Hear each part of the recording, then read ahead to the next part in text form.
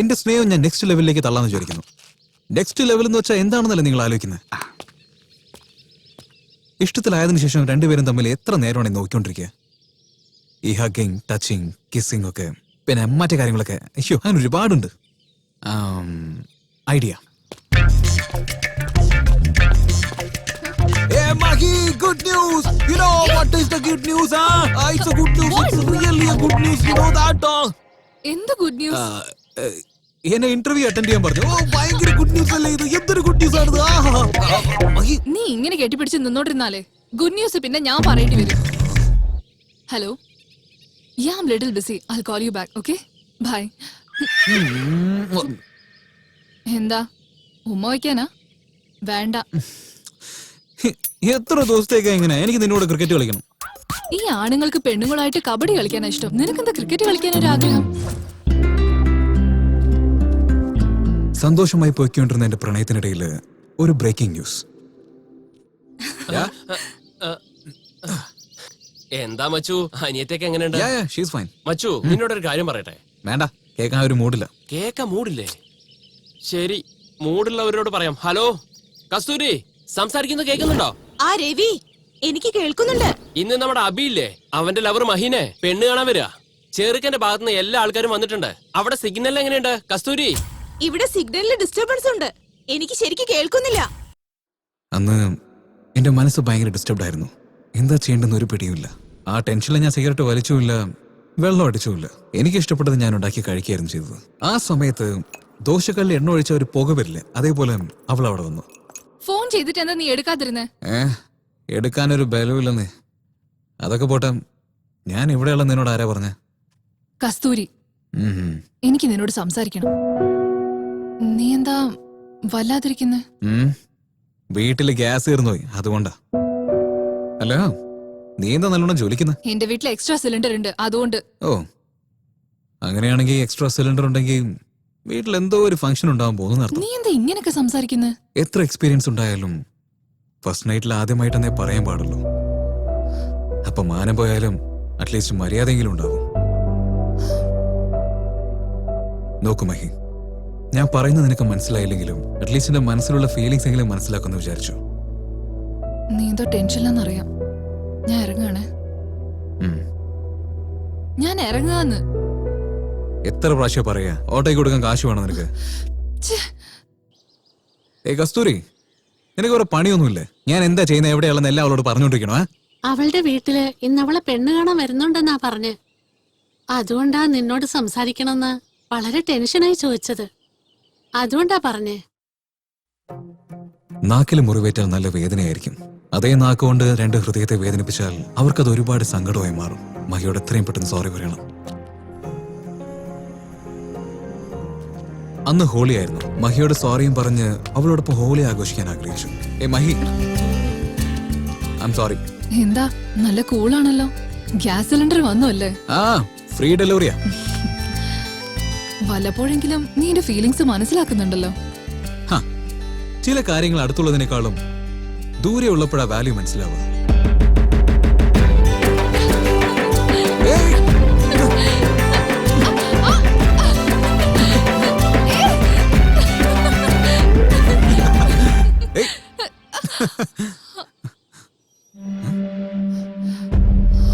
Oh my God. കോരെങ്ങനെ പറഞ്ഞല്ലോ. ആരത്? എന്റെ ഏട്ടൻ. എന്ന് വെച്ചാ ആ കരാത്തെ ബ്ലാക്ക് ബെൽറ്റ്? സാരമില്ല, നിനക്ക് ഡിഗ്രി ഉണ്ടല്ലോ, അതുകൊണ്ട് നമുക്ക് എന്തെങ്കിലും ജോലി അന്വേഷിക്കാം. ഞാൻ എന്റെ വീട്ടുകാരോട് സംസാരിക്കാം.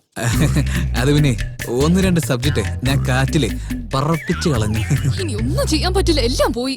വീട്ടിൽ കാര്യം പറഞ്ഞാ വേണ്ടെന്ന് പറയാൻ ഈ ഒരൊറ്റ കാരണം മതി. ഇതിനോ? എന്റെ ഫ്രണ്ട് ഒരു പുതിയ കമ്പനി ഓപ്പൺ ചെയ്യാണ്. അതിലെനിക്ക് മാനേജർ പോസ്റ്റിംഗ് തരാന്ന് പറഞ്ഞിരിക്കുന്നത്. വിഷമേണ്ട കാര്യമില്ല. നീ ഹലോ, ജോലി വേഗം തീർക്കാനുള്ള തിരക്കില് എല്ലാവരും പരസ്പരം സഹായിക്കാനാ നോക്കുക. ആ ജോലി അങ്ങ് കഴിഞ്ഞാലേ എല്ലാവരും അവരുടെ പണി നോക്കി പോകും. പിന്നെ നമ്മൾ വേണം എല്ലാം ഒറ്റയ്ക്ക് ചെയ്യാൻ. ഹലോ, ഞങ്ങളുടെ ലൈഫ് ഞങ്ങൾക്ക് നോക്കാറിയാം. നിങ്ങൾ പറഞ്ഞേണ്ട കാര്യമൊന്നുമില്ല. എപ്പോഴും മിസ് കോൾ തരുന്ന പെണ്ണ് സഡൻലി വരാൻ പറഞ്ഞപ്പോ തന്നെ ഞാൻ വിചാരിച്ചതാ എന്തോ ഒരു ട്വിസ്റ്റ് ഉണ്ടായിരിക്കുന്നു. ഹായ് അബി, ഒരു കാര്യം ചെയ്താലോ? പറ. നമുക്ക് ഒളിച്ചോടാം. വേണ്ട, മരിച്ചു പോവാം. അബി, നീ ഒന്നും സീരിയസ് ആയി എടുക്കാത്ത എന്താ? അല്ലെങ്കിൽ എന്താ മഹി, ഞാൻ നിന്നോട് ഒന്ന് എന്റെ അനിയത്തിയുടെ ജീവിതം. ഞാൻ നിനക്ക് വേണ്ടി എത്ര റിസ്ക് എടുക്കുന്നത്. നീ അനിയത്തെ കുറിച്ച് സംസാരിക്കുക. അവളെ വിട്ടേച്ച് എനിക്ക് വരാൻ പറ്റില്ല. അപ്പൊ ഞാൻ എന്താ ചെയ്യേണ്ടെന്ന് പറ. പ്ലീസ് മഹി, എനിക്ക് വേണ്ടി നിന്റെ വീട്ടിൽ ഒരു 2 years സമയം ഒന്ന് ചോദിക്കും പ്ലീസ്. അപ്പോഴത്തേക്ക് എനിക്ക് ജോലി എന്തായാലും കിട്ടും. അനിയത്തെ ഒരു നല്ല കുടുംബത്തിലേക്ക് പറഞ്ഞു വിടാൻ പറ്റും. നോ വേ, ചാൻസ് ഇല്ല. എന്റെ വീട്ടുകാരെ സമ്മതിക്കില്ല. എന്നാ നീ ഒരു കാര്യം ചെയ്യും, വീട്ടിൽ കാണിക്കുന്ന ചെക്കനെ കല്യാണം കഴിച്ചു.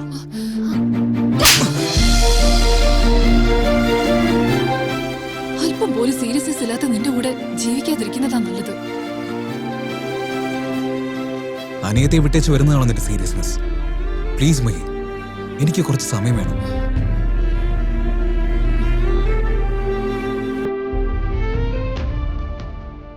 അവൾ എത്ര ദൂരം വിളിച്ചാലും ഞാൻ പോവും. അങ്ങനെയുള്ളപ്പോ അവളോടൊപ്പം ജീവിക്കാൻ വിളിക്കുമ്പോ ഞാൻ പോവാതിരിക്കോ? എന്റെ സാഹചര്യം അവൾക്കൊന്ന് ആലോചിക്കായിരുന്നു.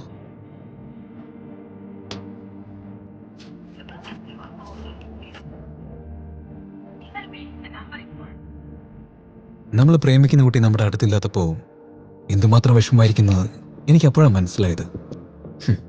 ക്യാൻറ്റീനിൽ 2 കോഫി ഓർഡർ ചെയ്തിട്ട് ഞാൻ ഒറ്റയ്ക്കിരുന്ന് കുടിക്കായിരുന്നു.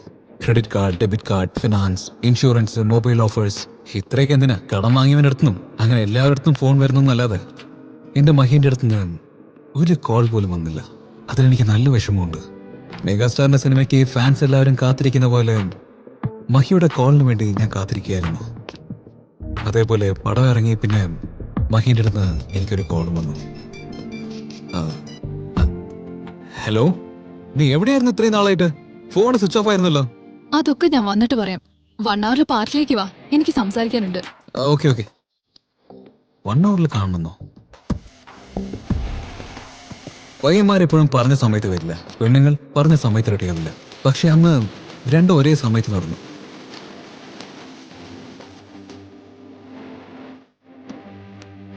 സിഗരറ്റ്, മദ്യം, പാൻ, ഗുഡ്ക, ഗഞ്ച, ഡ്രഗ്സ്, ഇതിനേക്കാളുപരി പയ്യന്മാർക്ക് അവരുടെ പ്രണയിനിയും സാരിയിൽ കാണുമ്പോൾ ഉണ്ടാവുന്ന ഒരു കിക്കുണ്ടാവില്ല. നീ എന്തായിരുന്നു ഭയങ്കര സന്തോഷത്തിലാണല്ലോ? അബിയുടെ കൂടെയല്ലേ, അതാ ഹാപ്പി ആയിരിക്കുന്നത്. ഓ, അതാണോ അതോ നിന്റെ വീട്ടിൽ വീണ്ടും എന്തെങ്കിലും? അബി, ആദ്യം എന്നെ കാണാൻ എങ്ങനെയുണ്ടെന്ന് പറ. പറയണോ പറയണ്ടോന്ന് എനിക്കറിയില്ല. നിന്നെ കാണാൻ ശരിക്കും സെക്സി ആയിട്ടുണ്ട്. ആ? നീ ചോദിച്ചോണ്ടല്ലോ പറഞ്ഞ. ശരി, നീ വണ്ടി കയറ്. അല്ല, എവിടെയെങ്കിലും പോകുമ്പോ എവിടേക്കാ പോകുന്നെന്ന് ചോദിക്കാൻ പാടില്ലല്ലേ? അതെ, ചോദിക്കാൻ പാടില്ല. ഓ, ബോർഡ് നോക്കാതെ ബസ്സിൽ കയറിയാതെ എവിടേക്കാ പോകുന്നതെന്ന് നമുക്കറിയില്ല. ഇപ്പൊ അതുപോലെയാണ് എന്റെ സിറ്റുവേഷനും. അവളോട് പേരുന്ന ആ നിമിഷം സ്വർഗം പോലെയായിരുന്നു. എനിക്ക് ഇഷ്ടമുള്ള ബിരിയാണി ചെയ്തു കൊണ്ടു തന്നു. ഒരുപാട് സംസാരിച്ചു, ഒരുപാട് തമാശകൾ പറഞ്ഞു ചിരിച്ചു. എന്റെ കൂടെ ബുക്ക് ക്രിക്കറ്റും കളിച്ചായിരുന്നു. മാത്രമല്ല എനിക്ക് ഇഷ്ടമുള്ള സ്ഥലത്തേക്കും കൊണ്ടുപോയി. പക്ഷെ എനിക്ക് സ്വർഗത്തിന്റെ അപ്പുറത്തെ സ്റ്റോപ്പ് നരകമായിരിക്കും എന്നൊരു തോന്നൽ. അബി, ഇതാ നിനക്കൊരു കോസ്റ്റ്ലി ഗിഫ്റ്റ്. ഏയ്, നീ എനിക്ക് കോസ്റ്റ്ലി ഗിഫ്റ്റ് തരുന്നോ? Oh my God, are you okay? എനിക്ക് കുഴപ്പമൊന്നുമില്ല.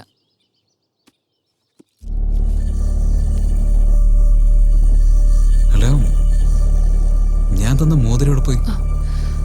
നിന്നോട് എനിക്കൊരു കാര്യം പറയാനുണ്ട്. രാവിലെ തൊട്ട് വായടയ്ക്കാതെ സംസാരിച്ചിരുന്ന പെണ്ണ് വൈകുന്നേരം സൈലന്റ് ആയെങ്കിൽ എന്തോ ഒരു പ്രളയം സംഭവിക്കാൻ പോകുന്നതെന്നർത്ഥം.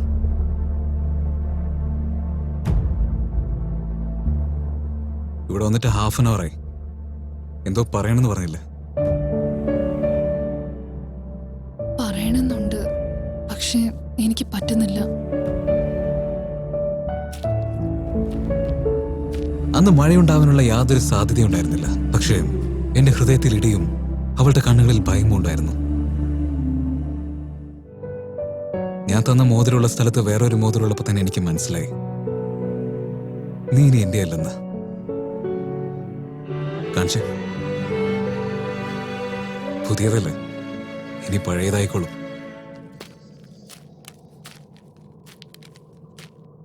ദേ,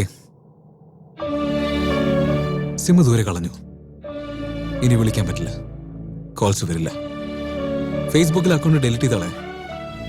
ഇനി എന്റെ പ്രേം ഒരിക്കലും നിന്നെ ഡിസ്റ്റർബ് ചെയ്യില്ല.